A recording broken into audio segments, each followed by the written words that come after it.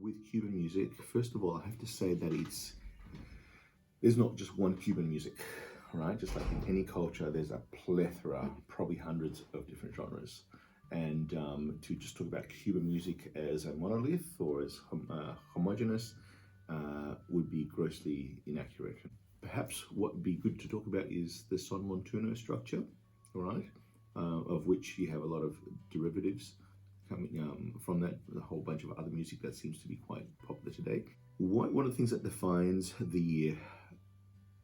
this kind of this kind of Cuban music and many others is this notion of clave, right? Now, clave essentially translates as key, right? But key in the sense, not just of key as in the key to unlock a door, but also of clef, okay? So this idea of clef, but it's talking specifically about rhythmic clef, okay? And generally speaking, I mean, there's a few different types of claves, there's several types in fact, but the most common one is the son clave. And the son clave can appear as 3-2 or 2-3. So if you have a 2-bar of 1, 2, 3, 4, 2, 2, 3, 4, 1, 2, 3, 4, 1, 2, 3, 4.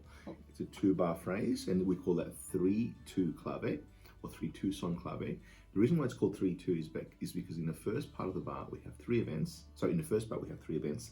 In the second bar we have 2 events. So it's 1, 2, 3, 4. 1, 2, 3, 1, 2. Okay? That's why we call that 3-2. Now, we also have what we call the 2-3 son clave, which is the reverse of that, right? So this is called the reverse son clave, or 2-3 son clave. 1, 2, 3, 4, 1, 2, 3, 4, 1, 2, 3, 4. Okay, so notice there's a rest either side of the two events that occur in that first bar, in the 2-3 clave, and then 1, 2, and 3, 4. You've got 3, 3, 2 essentially on the second side of the bar. So it's just the same as the 3-2, but reversed.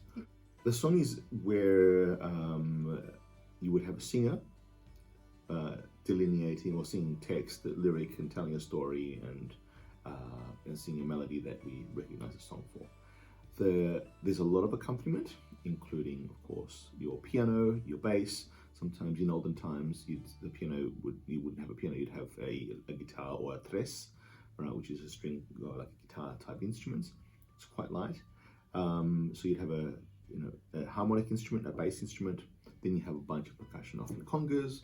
You might have bongos, maracas, and so forth, right?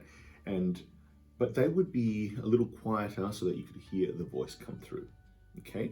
And so once that son section, which let's call it a verse, like in our terms, you'd call it a verse, right? That finishes, then the big guns come out, and that's like the cowbell, right? Or often there's 2 cowbells. The timbales will stop playing light sort of things on the shells and start playing kind of more cowbell material, and hitting some of the drums as well, a little bit more. It just gets louder and more emotional. That's the montuno section. And in the montuno, you would have a fair bit of call and response. So you'd have a chorus, usually 2, 3 more people.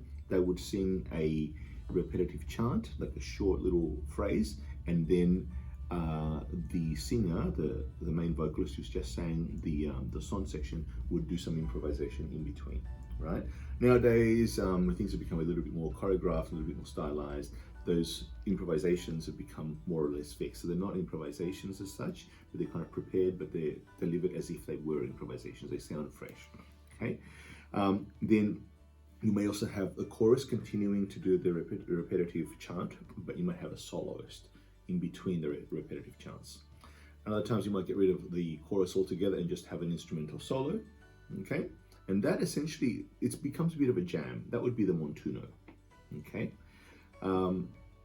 And so then you have what we call the mambo section. The mambo section is usually a very strong instrumental section, often has layers of sound, right? You may have like a 2-bar gesture from the brass, and then you have the next layer of the brass, and so forth, and it builds this big wall of sound, right? And while the instruments are jamming, going crazy, right, with their particular set of rhythms. And then you'll go back to a montuno section and so forth, right? So you have your son, your montuno, your mambo, and then montuno and mambo can kind of alternate. So in terms of structure, that's what you'd kind of tend to see.